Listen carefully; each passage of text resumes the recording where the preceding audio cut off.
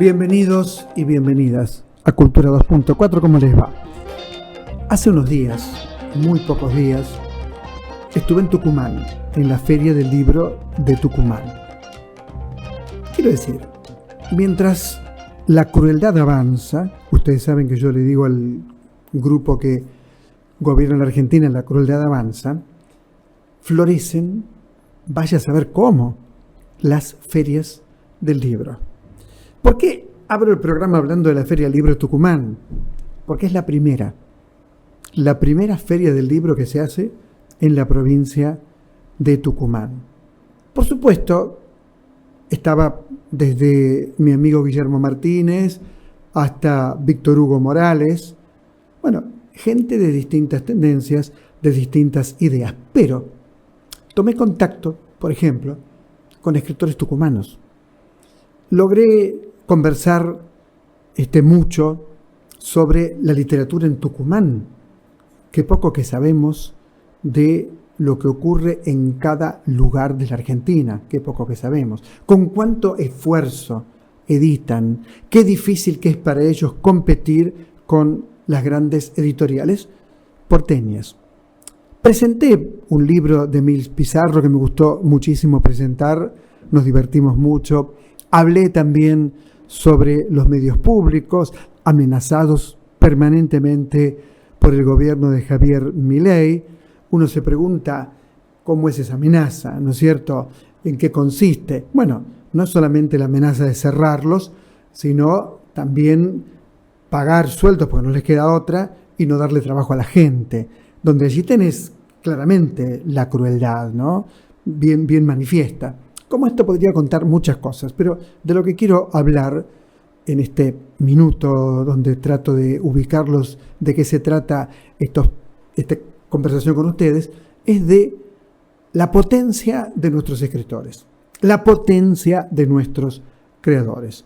Fíjense que el teatro independiente, por más que el gobierno se empeñe en atacar el Instituto del Teatro, en quitar subsidios, se siguen estrenando espectáculos. Los escritores, lejos de amedrentarse frente a tanta barbarie, no hay otra palabra, barbarie contra la cultura, barbarie contra el Instituto de Cine, barbarie contra todo aquello que se sospeche de lo que ellos llaman brutal y despectivamente progresismo, eso es atacado.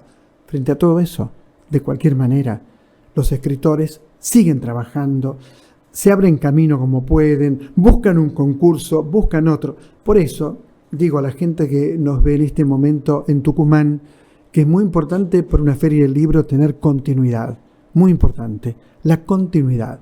Es decir, primera feria del libro, perfecto, la disfrutamos todos, estuve 2 días trabajando en la feria del libro, me alegró mucho, pero es muy importante que el año que viene la feria se sostenga y otro, como la Feria del Libro de Buenos Aires. Así que quería abrir el programa diciendo esto y por supuesto saludando, fascinado porque es una excelente escritora, a Virginia Feynman. ¿Cómo va, Virginia? Hola, Osvaldo, ¿qué tal? Qué Bien. alegría estar acá. No, tengo 3 libros tuyos, tengo personas que quizás conozca, toda clase de cosas posibles y el último libro, ¿no es cierto? Que es para que estés más cómoda. Sí. Pensaba, yo tengo algunas pistas, pero yo creo que vos las des, ¿no? ¿Cómo surge esta vocación por escribir? Bueno, desde chiquita. La verdad es que en casa mi papá, licenciado en filosofía, mi mamá, licenciada en letras, se conocieron en la facultad de los 70. Digamos el nombre de tu papá, que fue mi amigo. ¿Cómo no? Con toda alegría. Fue mi amigo, comíamos juntos en el restaurante del hijo de Paco Urondo. Teníamos un grupo y nos juntábamos ahí con José Pablo, con un montón de amigos que se acercaban una vez por mes, creo que comíamos juntos. José Pablo Feynman, con todo orgullo te lo digo. O sea que José Pablo estaba ahí, bueno, vos sos la hija, mirabas libros. José Pablo quizás antes de ser el Feynman que después fue más conocido, ya era un apasionado de la narrativa, de las historias. Y cuando mi hermana y yo éramos chiquitas, cuando él todavía vivía con mamá y con nosotras, todas las noches se sentaba a contarnos un cuento para hacernos dormir.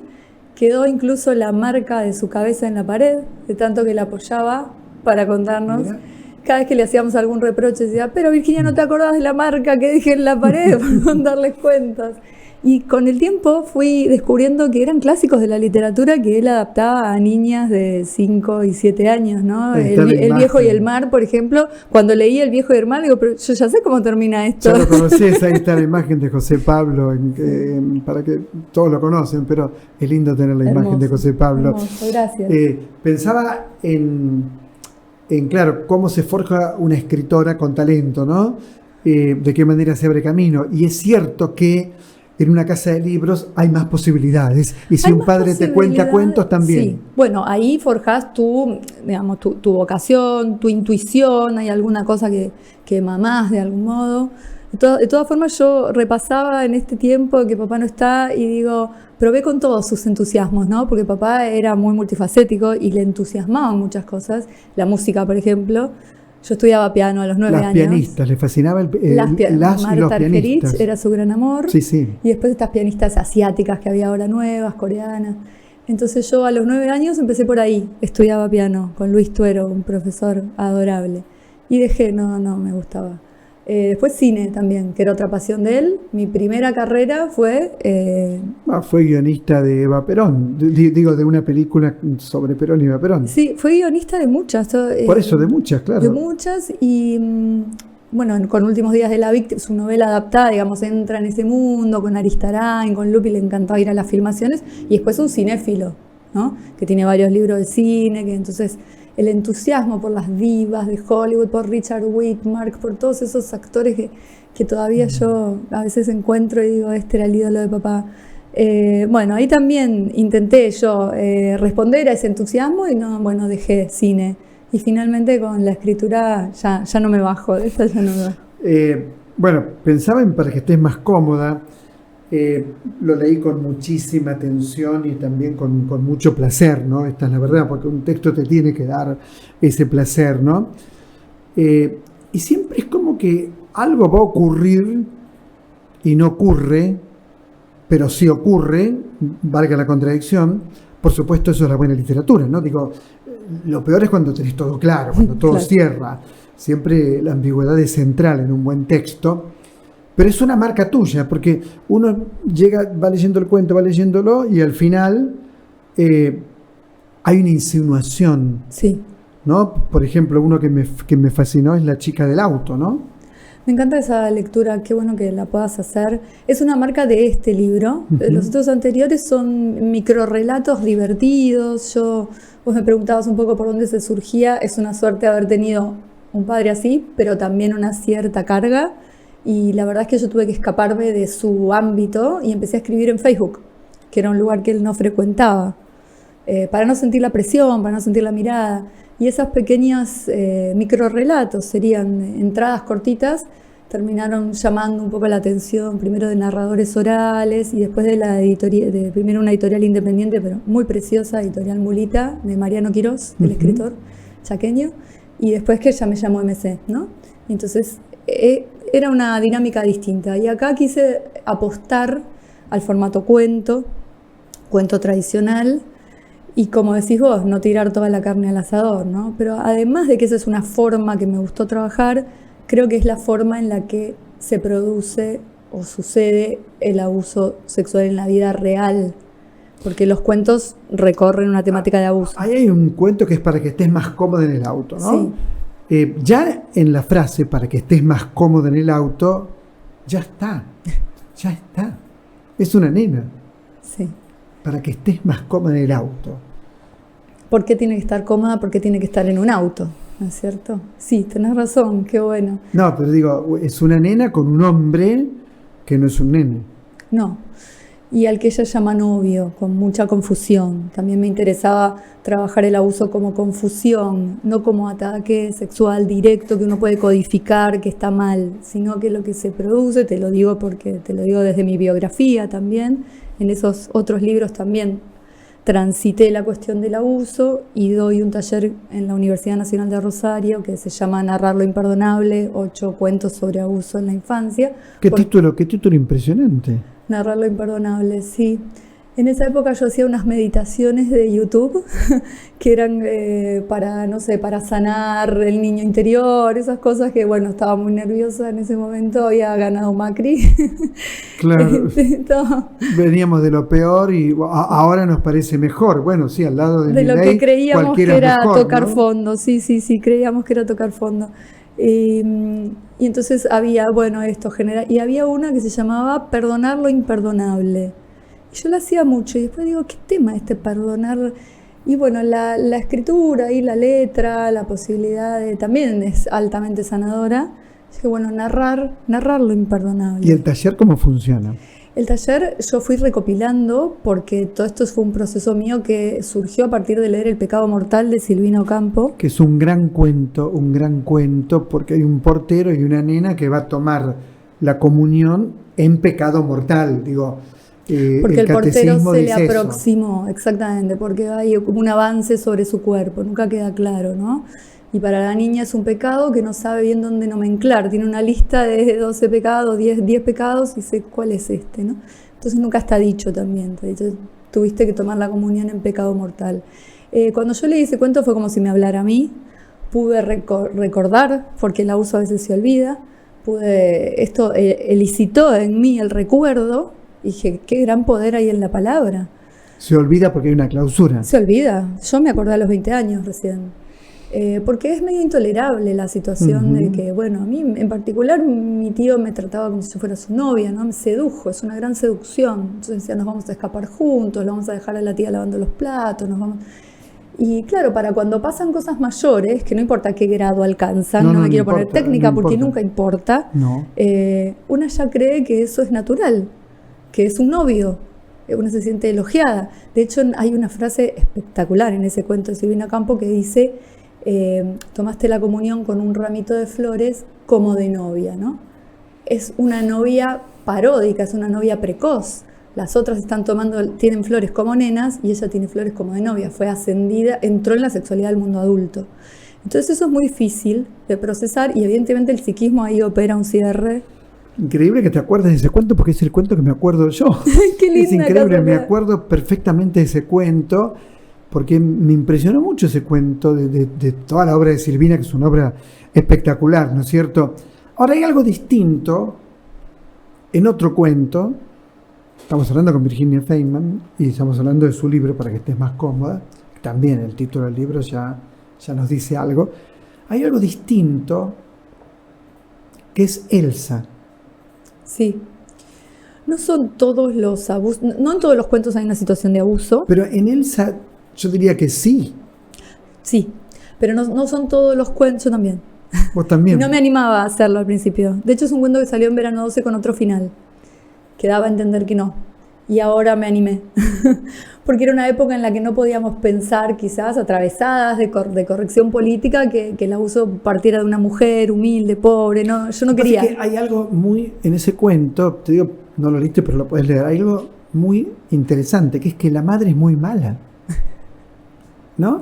Sí, entonces, una manera aristocrática también. Claro, entonces el otro aparece como protector frente a una madre que es muy clasista, muy... Vos venís por la casa y la comida, creo. Creo que a Elsa la toman por la casa y la comida. La casa y la comida.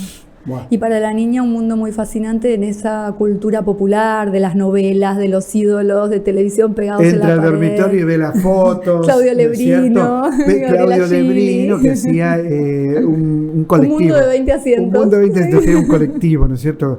Pero es muy fuerte ese cuento porque tiene un grado de ambigüedad tan grande que no nos queda totalmente claro como lectores. Ese es el desafío del libro. El lector tiene que ahí que detectar, bueno, esto sí, esto no, por eso hay cuentos en los que no. Y en Elsa es uno de los que sí, pero hay cuentos, quiero decir, no siempre el abuso parte de un varón. Eso también me importa mucho decirlo. Porque me preguntaban el otro día, ¿son todos de varones? No. A ver, no es un libro que venga como a hacer un feminismo antivarón, ni justicia, ni corrección política. Son situaciones que pasan. Hay una madre en otro cuento que en un rapto de amor muerde a su bebé. O sea, son transgresiones. No, y hay un matrimonio. ¿Cómo? Hay un matrimonio. Hay un matrimonio, sí. Hay un matrimonio. Yo que dice una palabra, ¿no es cierto? Sí. Y la nena tiene 3 años. ¿Cómo conoce esa palabra? ¿Cómo conoce ¿A esa quién se la palabra si escuchó? tiene 3 años? ¿Cómo la conoce? ¿A quién se la escuchó? Y van los padres, mira cómo lo leí, ¿no? Van los Gracias, padres qué hermoso. al consultorio. Es muy interesante porque, bueno, no entiendo. Ahí también hay como un intento de la madre, bueno, pero él trabaja de noche, ¿no? Pero bueno, yo soy una cadena, soy un politólogo, vos no entendés, si tuvieras una carrera universitaria entenderías que yo tengo que trabajar de noche. Como que ella quiere y no quiere denunciar, sospecha, no sabe, y finalmente queda ahí el médico, bueno, medio les perdona la vida y se van, ¿no? Vamos a seguir conversando con Virginia, pero hay un poeta ruso maravilloso. Yo tengo fascinación por Ana Akhmatova, por Marina Estebatiyeva, por el autor de La Chinche y el baño, que es Mayakovsky. Es un periodo en la historia rusa. Todos terminaron de la peor manera por el stalinismo. Mandelstam terminó en uno de los campos de concentración de Stalin, muerto muy joven, creo que 42 años. Enorme poeta. Meyerhold terminó asesinado por Stalin. Ana Akhmatova soportó que le mataran un hijo, lo mismo Marina Estebatiyeva. Es decir, un momento donde todo lo que no era realismo socialista era contrarrevolucionario, y si era contrarrevolucionario había que suprimirte o matar a familiares tuyos, ¿no? Hay veces pienso que por más que Stalin fue quien paró a Hitler, eran compinches. En cuanto a represión y a barbarie, eran compinches, ¿no? Conseguí la antología poética de Mandelstam. ¿Dónde la conseguí? En la Feria del Libro. Porque estaba agotadísima, yo lo pedía, lo buscaba, lo iba a comprar en España, bueno, lo conseguí. Y aquí está. Y lo publicó Alianza y va desde los primeros poemas de Mandelstam hasta los que escribe en el campo de concentración en Siberia, pasándoselos verbalmente a otros que iban a salir. Y esos que salían del campo de concentración los podían traducir, pasar a papelitos, y de esa manera Mandelstam, los últimos poemas de Mandelstam se dieron a conocer al mundo. Un poeta enorme como Ana Akhmatova, ¿no? Tan enorme como ella, tan enorme como toda esa generación brutalmente traicionada. Él pertenecía en un principio a un movimiento que era el acmeísmo, pero bueno, no hace falta explicar qué era el acmeísmo, pero tenía que ver con recuperar la historia y a la vez pensar en un futuro posible, ¿no? De esto un poquito se trataba el acmeísmo, pero sobre todo de un trabajo con la palabra extraordinario. Así que nada, creo que lo pueden conseguir, lo pueden leer. Y la mujer de Mandelstam, quien era la mujer de Mandelstam, tiene uno de los libros más impactantes que yo he leído en mi vida, lo publicó Editorial Océano, pero está en la Argentina y está en Buenos Aires, cuyo título es Contra toda esperanza, donde cuenta la historia de ella y Mandelstam. Y cuando uno lo lee, no puede creer que eso ocurriera en la patria de Lenin Trotsky. No lo puede creer. Por supuesto, Trotsky perseguido y asesinado por Stalin, por supuesto, ¿no es cierto? Y Lenin ya muerto. Pero uno no puede creer cómo una revolución tan fuerte, tan potente, tan determinante para el género humano pueda de alguna manera concluir, de alguna manera terminar con un fascismo de derecha como el que representaba, en mi opinión, Stalin. Virginia, ¿cómo va? Nada, escuchándote, maravillada.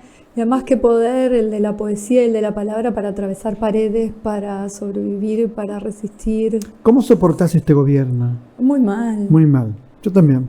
Muy mal. Entre el desconcierto enorme, que me parece que es una de las grandes estrategias que tienen, ¿no? Dejarnos como atontados y atontadas. Me cuesta mucho todavía creer. Me parece una escena tan bizarra desde tantos puntos de vista, y el ataque abarca tantos frentes, que estamos todavía... Digamos que en democracia nunca vivimos algo peor, en mi opinión. Digo, después de la dictadura, que fue lo peor de lo peor, ya lo sabemos, nunca se vivió un gobierno como este con tanta destrucción. Y esa destrucción la muestran, casi te diría, alegremente. ¿Por qué lo digo? Bueno, a mí me toca de cerca, ¿no? Cuando ilusionado dice que van a echar 30.000 personas más, siempre digo lo mismo. La derecha tradicional solía decir esto de una manera más triste, digo, más cínica a lo mejor, o tan cínica, pero lamentamos, vamos a reducir personal. A este señor le gusta, se pone contento, ¿no es así? Sí, y hay algo de lo visual. Yo estoy bastante en las redes, hay unas imágenes que se producen con inteligencia artificial ahora donde se lo muestra musculoso, como Schwarzenegger, los leones, comiéndose. Perdón, los leones y las ratas, ni un adolescente, no sé, revoltoso o confundido, hace esto. Hay uno que es el león con la banda presidencial y las ratas abajo y el león gigante. Yo cuando lo veía decía, no puede ser verdad que esté viendo esto. No puede ser que estemos sometidos a donde además nada vale, hay un nivel de ignorancia y de festejar esa ignorancia. De celebrarla y de calificar a todo lo que tiene que ver con la cultura. Vos dijiste progresista y es un poco más, es comunistas, sucios, empobrecedores, cuando dijeron que la Feria del Libro era un antro de comunistas, la verdad que... Pero además hay algo que casi está. Sería divertido si no fuera dramático. Cuando dice que va contra el comunismo mundial, no hay comunismo en el mundo, discúlpame, pero no lo hay, no hay. Podría Ojalá agregar, tuviéramos alguna experiencia para mostrar, ¿no? Lamentablemente, como contabas recién, se desvirtuaron. Digo, China es un país que respeto, pero no es comunista. No, por favor. Digo, Rusia, bueno, en fin, está Putin. Cuba está con muchísimos problemas como para sostener la revolución como era. En fin. El capitalismo de China es arrollador, no se dio cuenta, lamentablemente. Lleno de dinero, ¿no es cierto? Pensaba para que estés más cómoda, y hay un salto que debe estar cerca hacia la novela, ¿o no? Bueno, justo así, estoy escribiendo. ¿Viste? Pensé, digo, en cualquier momento salta la novela. Parece un cliché, ¿no? Como empezar del microrrelato al cuento, pero bueno. Claro, porque lo primero fue microrrelato. Sí, formas muy, muy breves y muy efectivas y pastillitas. Iban formando una trama, de todas maneras se puede leer como una historia porque la narradora era siempre yo y el tono es un poco siempre parecido y atravesábamos en ese momento. El primero es el entusiasmo por ciertas políticas en 2010, 2012, el trabajo en derechos humanos, todo lo que hacía. El segundo es la destrucción de un matrimonio y del país, abarca en primera persona todo el macrismo.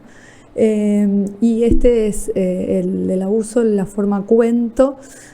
Ahora me sucedió una circunstancia biográfica también, que es que para sobrevivir, pues no se vive de la literatura. No, yo trabajo en la Biblioteca Nacional, soy traductora, hago muchas cosas, pero además tengo un pequeño departamentito que trabajo con alquiler turístico, que está tan de moda ahora el Airbnb, y esa plataforma, y me divierto muchísimo.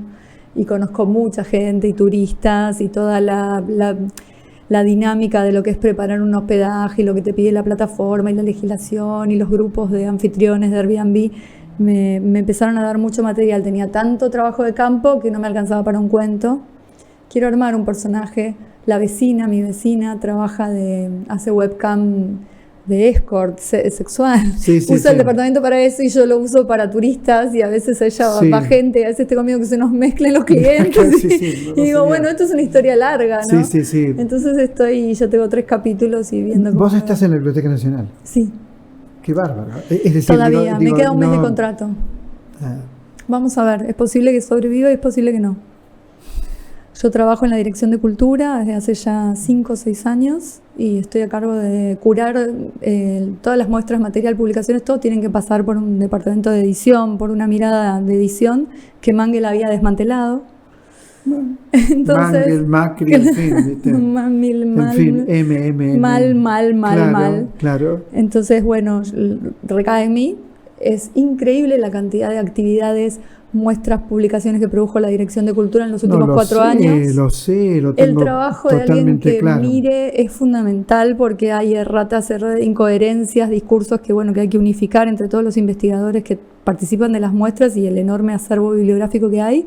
Y sin embargo, nunca nadie me llamó a una entrevista a ver si yo trabajaba, cuánto trabajaba, para qué servía lo mío.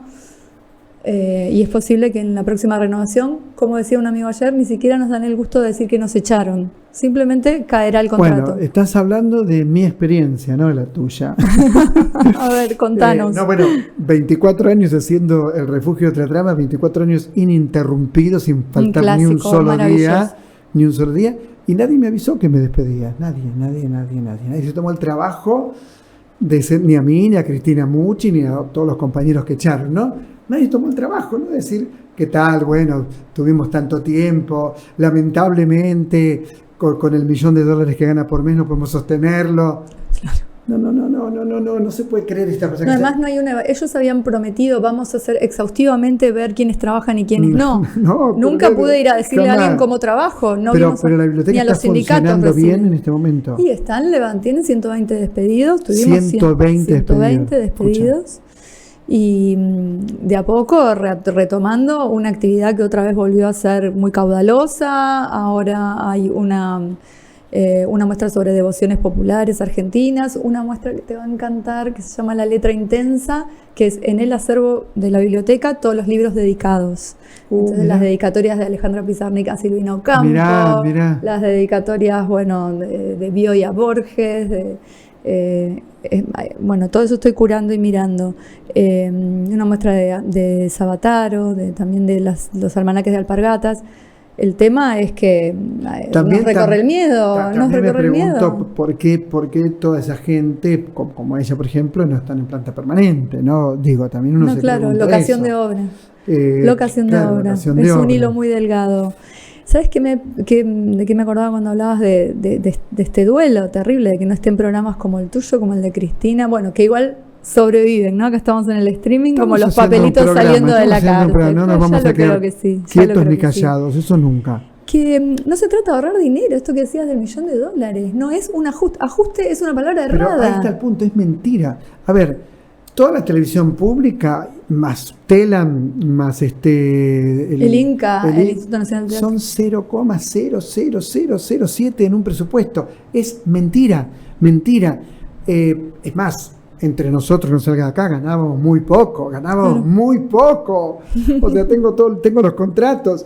La ciencia incluso es muy poco el porcentaje. Por eso digo, eso es maldad, es daño. Y es un ataque puntual a sectores importantes donde puede haber reflexión, resistencia, y que eliminándolos se consigue algo que es parecido al genocidio. Y te digo porque mi marido es un experto en genocidio. Sí, acá me trajiste un libro de él que lo voy a devorar. Daniel Feierstein, El pasado en la batalla cultural, ¿no? Y una de las características de los genocidios, no todos los genocidios son matanzas étnicas, ni uno de los puntos por los cuales algo se considera un genocidio es la reorganización del actor nacional. O sea, un país que con esas muertes puntuales ya no vuelve a ser el que era.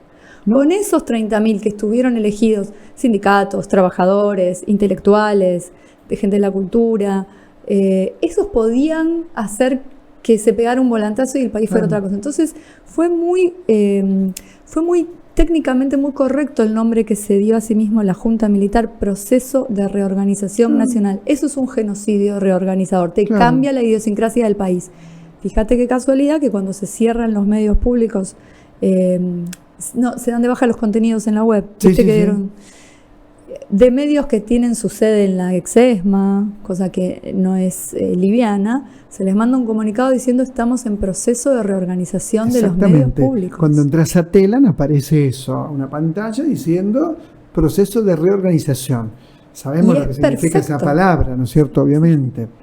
Saben lo que hacen. Pensaban en la religión, en el sexo y en el masoquismo, y por eso el martirio de Úrsula, el glorioso martirio de Santa Úrsula. Ambientado en un colegio católico, sí, tuve que investigar bastante un colegio pupilo porque no es mi experiencia.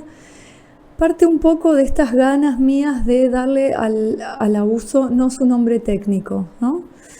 Disimularlo, velarlo y ponerlo en palabras que sus protagonistas puedan decir y nosotros como lectores entender que ahí pasa otra cosa. Entonces, las niñas, ¿qué piensan que les hace la monja? Que es el glorioso martirio de Santa Úrsula. Y es la monja. Y anhelan experimentarlo, y para cuando sucede una situación que se entiende sexual hasta ahí, ellas creen que tiene que ser así porque eso es lo que sufrió Santa Úrsula. Entonces, bueno, ahí tuve que ponerme a pensar cómo hacer otra vez para esconderlo mal, no esconderlo del todo. Está muy bien ese cuento, está muy bien, muy bien. Bueno, tiene una unidad, yo no lo quería decir, pero tiene esa unidad los cuentos que tienen que ver con el abuso, con esa cosa que está en el límite de yo no te hice nada, pero te hice, y bueno, esta extrañeza que genera en el lector es muy rica desde el punto de vista literario, porque abre el camino a la interpretación y abre el camino al pensamiento, ¿no? Me parece que quería que hubiera un artificio, a veces lingüístico, nombrar de otra manera, o palabras nombrar que se corren, manera, nombrar claro. de otra manera. Porque además hay todo un... El tío es mi novio, por ejemplo. El abusador o el pedófilo está muy avisado. Entonces sabe lo que tiene que decir. ¿Yo qué te dije? Yo te dije que vayamos a un lugar donde podamos estar tranquilos. Cómodo. Cómodo. Lo saco del libro. ¿Por qué eso tiene que ser un hotel, alojamiento, por ejemplo? ¿Por qué? Claro. El kinesiólogo. O sea, no, estás tensa, gordita. Sí, estás muy tensa. Sí, ahí es me lo como... imaginé, pasó, no pasó. Sí, ese cuento es terrible y aparece en otro libro tuyo, aparece un kinesiólogo también. En otro libro tuyo que leí, pero no me acuerdo dónde está, pero aparece. Sí, aparece. Bueno, ser. El kinesiólogo, claro, por supuesto, tiene que trabajar con el cuerpo del otro. El tema es que cuando uno lee el cuento percibe claramente maneras y maneras, ¿no? Sí. Me parece. Próxima es una novela. Bueno, estoy con este universo del Airbnb luchando porque no conozco la estructura de la novela, porque soy lectora de cuentos, o sea, me formé con un taller de lectura de cuentos, amo el formato cuento desde Chekhov en adelante y bueno, tengo... Chekhov, qué maravilla, los cuentos Qué de Chekhov, ¿no? maravilla. A mí me gusta mucho el teatro, pero los cuentos Qué también. maestro, sí. Qué perfecto. Qué universo, ¿no? qué perfecto el mecanismo. En un taller, ¿se puede decir con quién? Sí, él era en la UBA, en extensión, en 2002, y el profesor era Ricardo Santoni, que es un gran lector y un gran escritor también, pero bueno, viste que el mercado editorial tiene ahí sus vericuetos, entrás, no entrás, tiene 2 libros autoeditados que amo, y además nos abrió un mundo de las cuentistas, bueno, de Flannery O'Connor, de todas esas cuentistas del sur, Carson McCullers, o sea, el tema del cuento es...